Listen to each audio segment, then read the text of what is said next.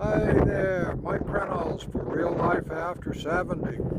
Hey, life doesn't get much better than being able to come out and sit at the end of the piece of land facing out into the Atlantic Ocean. This is Bailey Island, Maine, and we're right at the tip of the island. And all it is ocean out there. So anyway, it gives me a chance to ponder while Anna's in the gift shop. Gotta go do some shopping, support the local economy. It's a challenge supporting the local economy. It's a challenge surviving in this day and age. So anyway, I'm resurrecting the Real Life After 70 podcast. And this is the beginning of the new beginning. And I just want to reinforce things that as far as life after 70, I tell you, we face a lot of challenges. And right now, Anna and I and the kitty cats live in an RV, and we've been doing that for 4 years now. It's the first 2 years, it was cool. You know, gasoline prices weren't bad. They were in the $2 and something a gallon. And, we had our savings from retirement, and we had our Social Security checks coming in regularly. So, yeah, it all looked pretty cool. And, we weren't going into debt every day or anything like that. But things changed a year ago, like in our third year. Prices started going up and savings started going down. So, well, all right, we could still get by, so we still enjoyed it. We did a little something different in the winter time. Instead of traveling the whole time, we ended up spending a good part of the winter as a campground host at a state park in Arizona. Great place to spend the winter. It's beautiful sunshine almost every day. So we're taking advantage of that and cutting back on our expenses because it didn't cost us anything to stay there. We just traded our labor for a full hookup site. And it worked out great. We enjoyed it. We enjoyed the state park. We enjoyed exploring in that area of southeastern Arizona. Lots of mountains, lots of history. Not far from Lake Tombstone and Bisbee. So those are all great things. And we were having a good time. And, again, money was a little tighter. And, and we had to dip into the savings more and more and more. So, all right, so anyway, we came back to Maine at that spring, and, gas prices have gone up. How come it's like, and the truck, when we were hauling the RV, we were only getting about 6 to 8 miles a gallon, and if we had a headwind or something, it could be down around 5 miles to the gallon. So we did, some days most days when we're traveling, we fill up twice, and it's a 36-gallon tank, so you can imagine the bite that takes out of a pocketbook. So anyway, we're in the 4th year now. We're pretty much at the end of the 4th year, and when we came back east this past spring, I couldn't believe the prices. I mean, they started out pretty bad, in the upper $3 range, like $3.89, I think, when we left Arizona.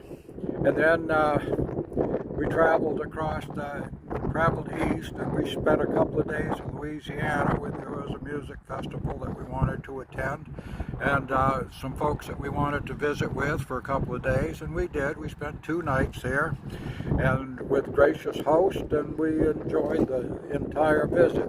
And then we headed north from Louisiana up to Maine, and that was, pretty much driving straight through. I mean, we only drive about 300 miles a day because kitty cats and all, and us, we need to have a break. So we like to get wherever we're going by mid-afternoon. So anyway, every state we went into going north, the price of gasoline got more and more and more and more. So by the time we hit New York and Pennsylvania, coming into New England, we were up over $4 a gallon. And that's the way it seems to have been since then. That adds, I didn't tally it all up, I'm kind of afraid to, but it was well over $1,500 just on gasoline for driving from Arizona to Maine. Now, granted, we're hauling our house with us, so that adds to it. But anyway, we're resurrecting the podcast here, and we want to get, this is real life after 70. And there's about 40 million of us that are having some tough times, financially, emotionally. We're feeling isolated. We're feeling not wanted. And some of us have been feeling pretty darn useless. And it's a sad, sad situation. So we want to bring back, let's get a conversation going between a bunch of us. And that's why I'm encouraging folks to subscribe to my Instagram channel, or follow us on Facebook or whatever. But we want to hit, I'm going to develop the group Real Life After 70 as a Facebook group, and you can see my profile under, just Google Mike Reynolds, I guess. And we've got a bunch of followers right now, about 10,000 on Facebook and 60-something thousand on Instagram. So there's a lot of us out there, and we can make a difference. We can really make a difference. But I want to start something with a subscriber network on Instagram. I think this is still in the process, but I want to start a group, and maybe we could just do it in the Facebook group. I'm open to suggestions on how we structure this thing, because I think it's important that we start sharing some information, sharing our challenges. What are we doing? And what are we doing to correct our situations? If we're in a negative situation, let's do something. We can't do anything unless we get our mind straight and we start looking for opportunities and we experience hope and hopefulness. I tell you, it's pretty easy to get down and depressed and negative, and then you get being isolated, and if you're on Facebook a lot, that's like an echo chamber.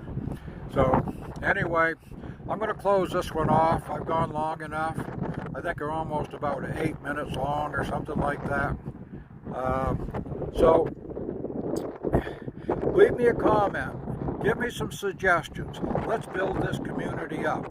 We want to have these years after 70, the years leading up to 70, and all the years beyond to be the best years of our lives, because we don't know when that's going to end, but I can pretty much guarantee it's going to end sometime. So let's take our stand and make our life the best we can. So join me and leave me a comment. Let me know you're on board with this thing, and we'll work it out together as far as the structure of the whole thing and how we can have a conversation with people that we can trust. So bye for now. Mike Reynolds signing off for Real Life After 70.